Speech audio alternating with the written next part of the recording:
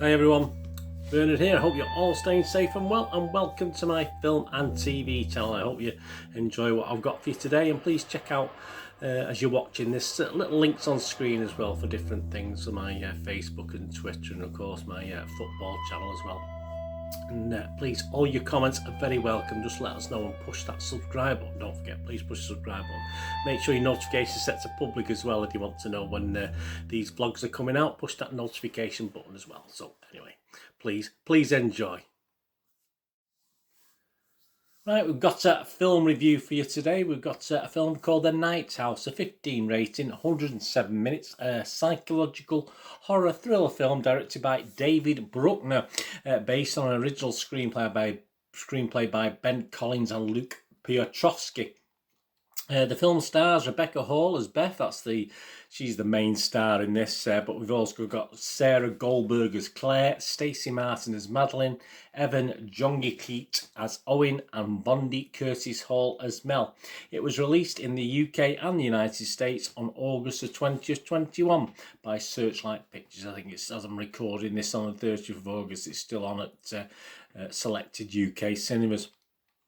Is it any good? Well, what's it like? Rotten Tomatoes like it. Yeah, you've got 86 of their 170 critics who've left a review and given the film a positive review, and it averages 7.1 out of 10, so that's quite good.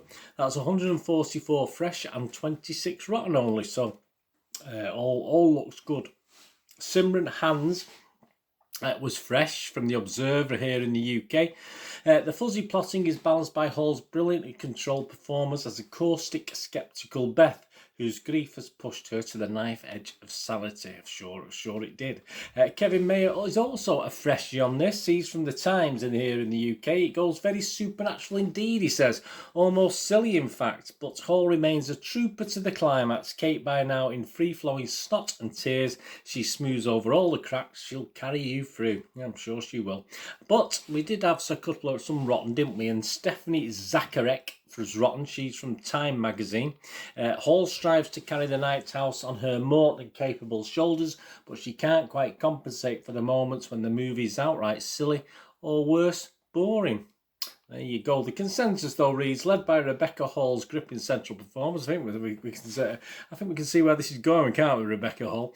The Night House offers atmospheric horror that engages intellectually as well as emotionally. There you go. So overall, as I say, it was positive, wasn't it? The verified Rotten Tomatoes audience, again, these are the guys who paid the moolah, who paid the cash, gone in and bought a ticket and watched this. 7.2 out of 10 it averages out at, so again, quite healthy. And the general consensus from them, yeah, we don't usually do this. The story's a bit slow, they say. This is the audience. And confusing, yeah. Well, not confusing, a bit weird, a bit all over the place, yeah. But right up to an ending that will leave some disappointed. But Rebecca Hall is terrific. Yeah, we keep coming back to that, don't we? And there are some truly tense and scary moments. There are. I can't disagree. Metacritic, the other critic site we'll look at, we've got an average of 68 out of 100. So again, that's quite healthy. 36 critics, and they score it anywhere between 50 and 75 out of 100. Of those 36 critics, 26 were positive and 10 were mixed. So there you go, no negative, so that's always a good sign. The film stage gave it 58 out of 100, although they weren't totally impressed, although it's still not a bad score. Whether it's because of the script or David Bruckner's so-so direction, its attempt at eschatological dread didn't quite shock. Yeah, you'll have to look that one up. Slash Films' Chris Evangelista was a bit kinder, 70 out of 100. The horror on display here is so powerful, and Hall's work is so strong that you're bound to come away from the Night House properly haunted. Well, there you go. What about Joe Public? Well, Joe Public's quite impressed. Again, Internet Movie Database, 3,260 scores and reviews, 7 out of 10. So again, very, very good. Of that 3,260, 2,736 of those audience members scored it 6 or more. So that's 84% of the audience rated it very positively. So that's good. What about me?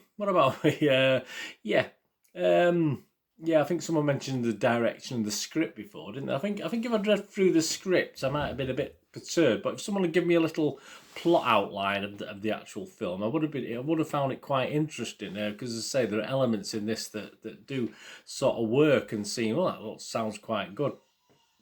Rebecca Hall, of course, has stated, I won't keep mentioning it because I've mentioned it a few times already, haven't I, by many of the critics and many of the public as well, actually more or less does sort of pull this film screaming through to its climax on her own. She does a great job in this film, and I totally agree with what's already been said.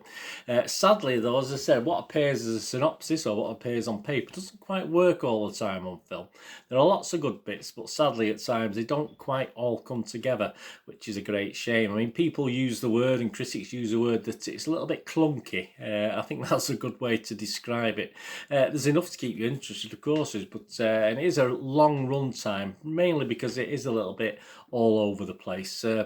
But what is really what really disappointed me, it didn't disappoint everyone. There's some people who enjoyed it, but I thought the ending sort of undoes all the good bits that the film brought before, so it sort of ruins it just a little bit.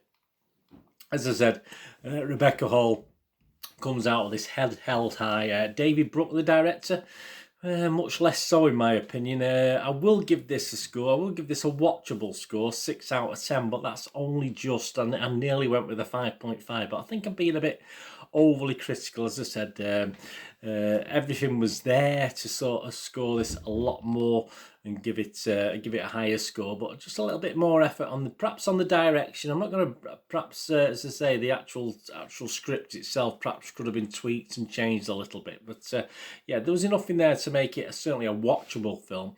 And obviously, if you allow for the fact of the role that the young lady Rebecca Hall played in it, then yeah, I think it's only fair to give it a 6 out of 10. But I think it could have scored a whole lot more with a little bit more effort, a little bit more tweaking here and there. But there you go. Anyway, if you get to watch this, let me know what you think. As I say, it's as you can see from the scores and reviews, most people do like it. So I was just a little bit disappointed with how it came out in the end from what I thought, obviously reading through it and reading about it, etc. What I thought we were going to get. It was just a little bit as they say, clunky, wasn't it? That's not chunky. That's a different thing, isn't it? A little bit clunky, but hey, not a total disaster. Anyway, thanks for watching. We're going to do this today. Have a great one. Look after yourselves, look after your friends, look after your families. More importantly, let's all look after each other. Till we meet here again on the Film and TV channel, or perhaps have a flick across. Have a look at my Citizen channel, my football channel, my team, Manchester City. Whatever it is, I only ask one thing. Please stay safe, everyone. Thanks for watching. Bye for now.